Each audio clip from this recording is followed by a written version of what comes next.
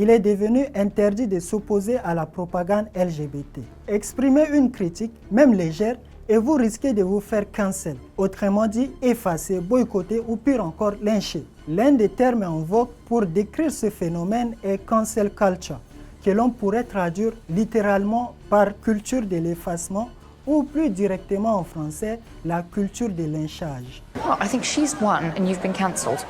Ce mouvement porté par des groupes militants que l'on appelle les Woks, un mot anglais signifiant éveillé ou conscient, est né d'une noble cause, lutter contre les discriminations raciales, en particulier aux États-Unis.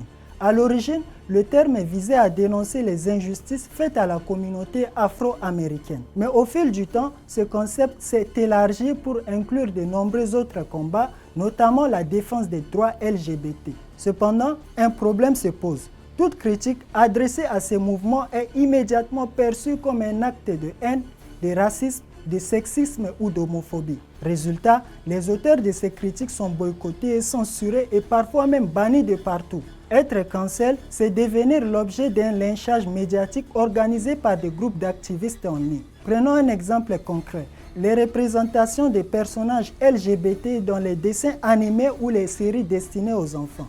Si quelqu'un ose exprimer un désaccord ou une inquiétude à ce sujet, il risque d'être accusé de promouvoir la haine ou de vouloir priver d'autres communautés de leurs droits. Et ce n'est pas tout.